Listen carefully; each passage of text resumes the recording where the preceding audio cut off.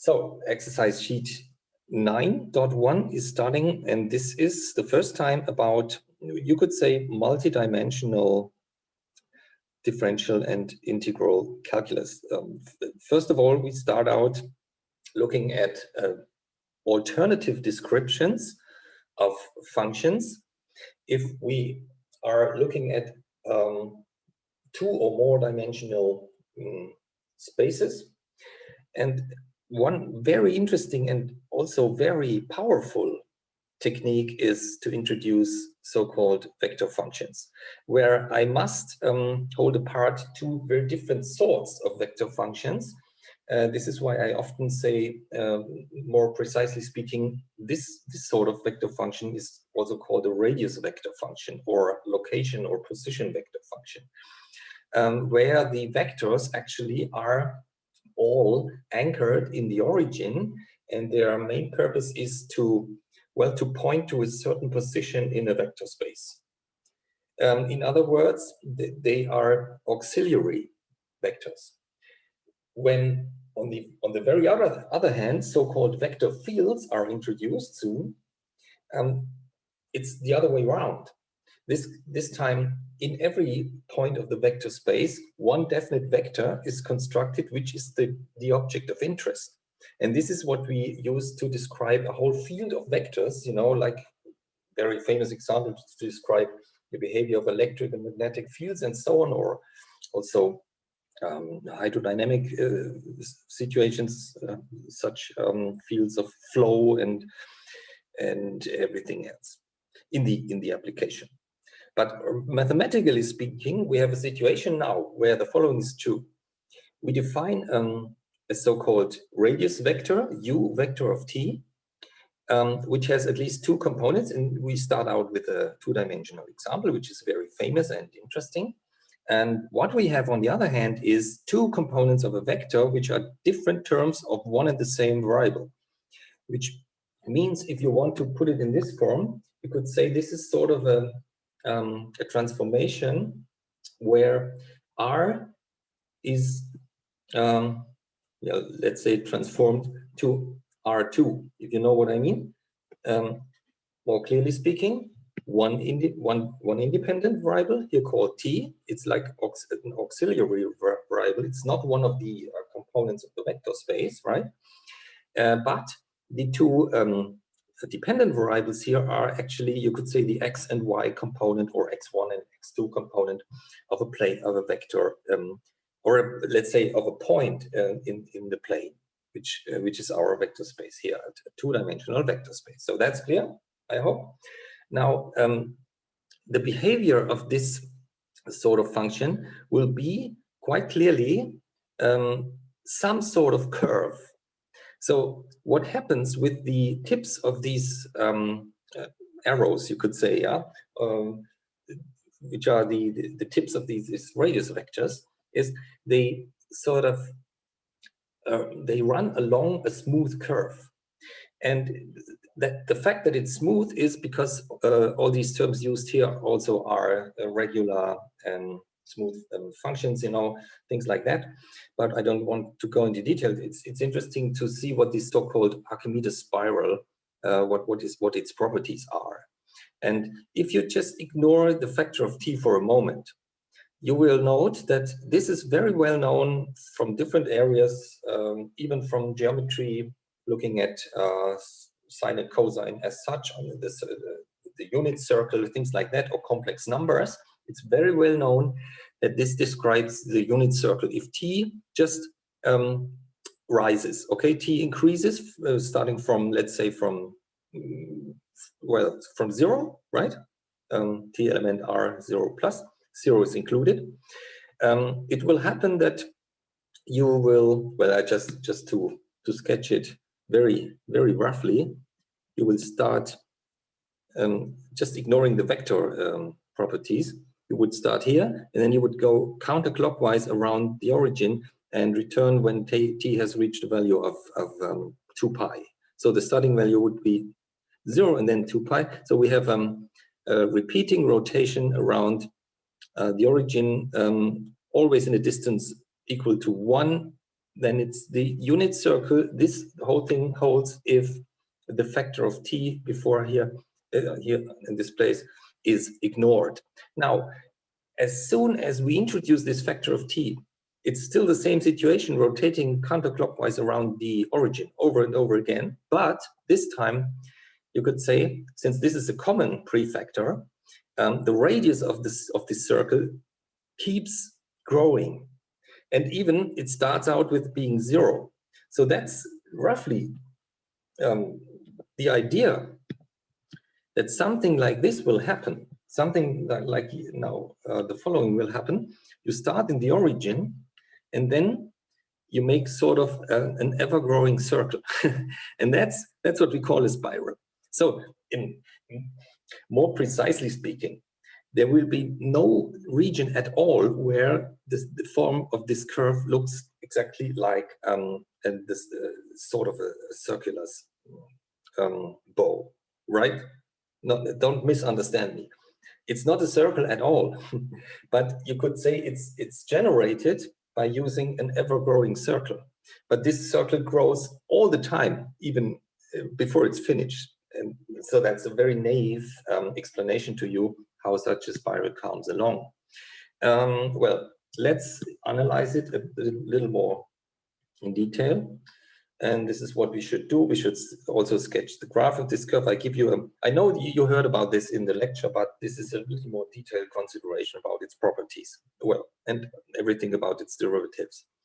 Now, let's use t equals 0, of course, but then pi over 2, pi, 3 pi over 2, and 2 pi. These are the common values for, right angle, and then straight angle, full angle, and in between. So that's quite clear. And now, what's the main characteristic of this kind of spiral in contrast to other similar spiral curves in the plane? And you can see here that, well, just look and insert. If the prefactor is 0, everything's 0, so it starts in the origin. That's clear. Then the radius vector of pi half, meaning t equals pi half, is of course pi half times cosine of let me look, something's wrong here. No, it isn't. Cosine of pi half, which is actually 0. So everything's 0 still in the first component, but the second one gets pi half times sine of pi half, and since the maximum of sine is at argument equal to pi over 2, this is a factor of 1 times pi over 2. So that's it, what remains. Going on, you will note the following. Using steps of a right angle all the time. And also, side note, we have already found out that t may be interpreted as to be the angle of the corresponding point to the positive x-axis. That's true. Often t is interpreted as to be a time variable in the physical application, and this may be the case even if it's automatically, in this case, it's also the angle to the positive x-axis. So don't be confused by this fact. Now, using steps of right angles, it's the fact that one of these components always gets 0, one after the other. This one, this one, this one, this one. Because that's quite easy to see. These are the zeros and ones of cosine and sine.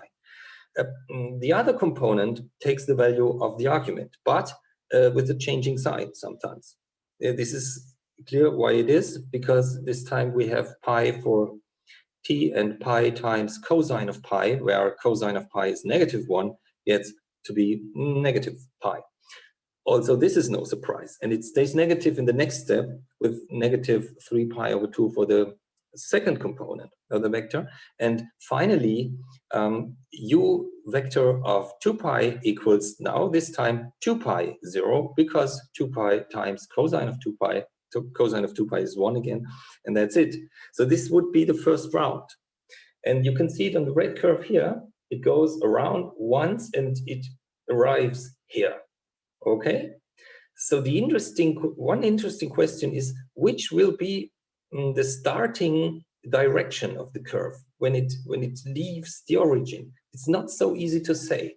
The correct answer is that it starts out horizontally, but this may be proven only by differentiation methods, actually. So what you see here is, please don't be disturbed. This is already the graph, the sketch, in a full manner, including exercise part 1, 2, 3, 4, and to the end. But now you should just have a look at the blue vectors. So this is obviously looking here and regarding the scaling of this sketch. I'm sorry, this is not complete here. This should be the, let's say, the x-axis, and this would be the y-axis, but also I drew in a certain distance here. Now the blue ones, say, next one, we have, so you can see this should be pi over 2, which is 1.5, roughly speaking. So this makes the blue arrow this length. And then the next one, since here u of pi, oh sorry, forgot the arrow here. Since u of pi equals negative pi 0, it points to the left, okay? The next one points downwards, and the even next one points to the right again. So that's rather clear to see what happens here. Now, talking about the characteristics, also there's something drawn in here which refers to the other parts. The interesting characteristic is each time you perform a full rotation, let's say starting from here and then arriving here, this distance between two rounds is always constantly equal to 2 pi. That's what makes the Archimedes spiral special. You can even see it with your blank eyes. Everywhere this seems to be sort of a stripe of constant width. You see what I mean? It looks very regular. It grows by the same, you know, the radius of the curve, which is also well defined, the so-called curve radius, grows by the same, where I'm talking about something else, the distance from the origin. It grows smoothly or uniformly all the time. So it's no surprise. You can even test this easily, right? Look, example would be take the absolute value of the radius vector of 4 pi and subtract the absolute value of radius vector of 2 pi. You will see that both of these are very simple, and they will only contain one component unequal to 0, sort of 2 pi here and 4 pi here. So it is 4 pi minus 2 pi. And so that's this delta r, which is actually, easily speaking, just delta of t between two such radius vectors, where the t argument differs by some delta t. You always have, well, but you should be careful in this case. This only holds if you really take a full round. But you will agree this is 2 pi. Well, this is also interesting. The distance from the origin can, in general, be calculated because the radius vector of t, absolute value, is, you know, by the Euclidean metric, is always equal to the square root of the squared sum of its components. And since one component is t times cosine of t, the other is t times sine of t, if we square and add, we get, putting this in parentheses, we get t squared here, and times the squared sum of cosine and sine, which is always equal to 1. So this means we have the positive square root of t squared, which is t, and this is then also equal to r. So you can actually say that any arbitrary point on this curve, let's take just this one. If you know its t value, you can say it has a distance of t from the origin. That's a fact, easily seen here, just as a side note. Okay. I wonder whether I should proceed with the second. Yes, right now. Now the tangent vector function, this is the new kind or this is what we learn now, or what you've learned, is how to take the first derivative of such a vector function. And the result will be the tangent vector as a function of t also. And as you also know, this is, you could say, a convention from physics more than from mathematics, but also introduced in mathematics. It is common, meanwhile, to use a dot sign instead of a prime symbol when differentiating for t, right? If the independent variable is called t, which is often interpreted to be the time, in physics at least, and techniques. But anyway, if it's t, the derivative is denoted with a dot symbol instead of a prime symbol. Just remember. So what do we have to do? And the answer is we have to just take the regular derivative of the respective components, one after the other. That's the easy answer to this complicated question, how to calculate the tangent vector. Okay, so the answer is take t times cosine of t and, well, construct the first derivative for t, of course. So using the product rule, I get first one derivated and second one stays there, cosine of t, and then plus the other way around, which means t times derivative of cosine of t. But derivative of cosine of t is negative sine of t, so I get negative t times sine of t. That's it. And the second one, quite similarly, t gets differentiated and sine of t stays there, plus other way around, t times derivative of sine of t is t times cosine of t. So that's all. And now again, let's look at certain special values, the same ones as with the first part of this tangent vector this time. So the vector, let's call it u vector dot of 0 equals, just inserting here, cosine of 0 is 1. But here the factor of t is 0 and not even the sine of 0 is 0. So that's all, we get 1. And here it's sine of t is 0. But this time we have plus 0 times 1. Okay, so still it gets 0. We have 1, 0, and that's the answer to the question, in which planar direction does the Archimedes spiral run in the origin? Because this is the tangent vector in the origin, where also t equals 0, and the curve runs to the right. Look here again, I drew in this tangent vector u vector dot of 0.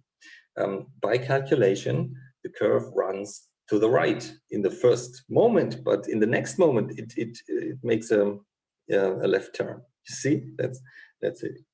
Okay, going on. Well, it's a little boring then. Sometimes you get u vector dot of pi over 2 equals, what is it? Let's just insert pi over 2 here. Again, cosine of pi over 2 is 0 now. But here we get, well, carefully, pi over 2, yeah, sine of pi over 2 is a maximum. So we get minus pi half times 1, so it's minus pi half. And then the second component is here the 1 for the maximum of sine, and then plus nothing more because cosine is 0 again. So minus pi over 2, 1. Now the interesting feature here is a little bit shortening the whole consideration here. This time, when we make right angle steps, which we do not, after all, this time we have one of the components being 1 or negative 1. And this one after the other, you see?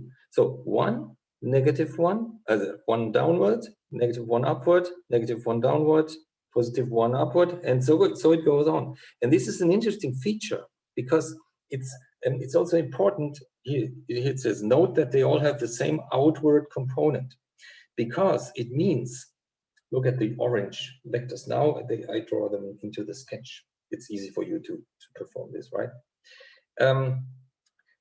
They must have such an outward component, of course, because if they didn't, we would actually have a circle curve and would stay on the same circle all over and over again. So the fact that these tangent vectors have an outward component of 1 indicates that the curve spirals outward. That's the interesting fact, okay? So that was the insight of this consideration here. And now it gets a little more effortsome because we are asked to normalize this tangent vector function in order to construct the so-called tangent unit vector, which is in the English literature usually called U-roof, tangential of t. It may be that in the lecture script you use it's more the German notation with an E symbol for Einheit, like Einheitsvektor. This is also common in the literature overall, but I decided to use the international notation here anyway. So the question is how to normalize this tangent vector. Well, we have to calculate its absolute value first. And to do this, I take by, again, due to Euclidean metric, which is sort of Pythagoras theorem applied, we take the square root of the squared sum of the components. Now, this time, of course, we have to use this vector. And since this is a binomial, and also this one, we have to use, binomic formulas for squaring. So the square of this plus 2 times this, and so on, this plus square of the behind term. So this is just cumbersome, but you can easily do it. You can recognize it. This is the square of the first term of the first component.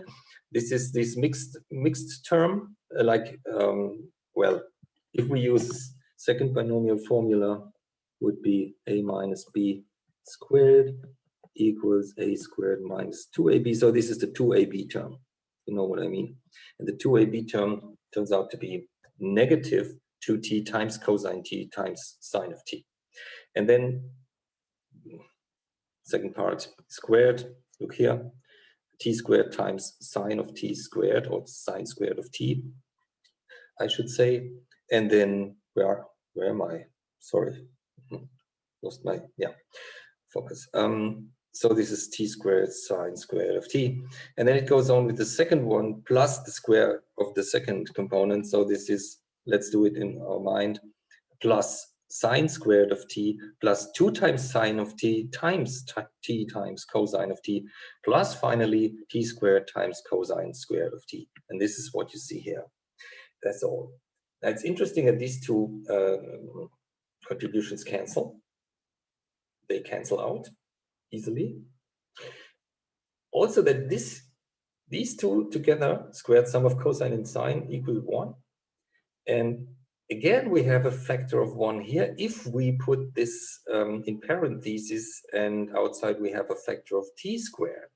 So everything that remains actually is a 1 from here and a t squared from here. So it's just and simply equal to the square root of 1 plus t squared, which is also interesting because if you may know that physically, in the physical interpretation, using t as a time variable, which uniformly increases, this is the answer to the question, which is what is the speed of the curve being, well, let's say,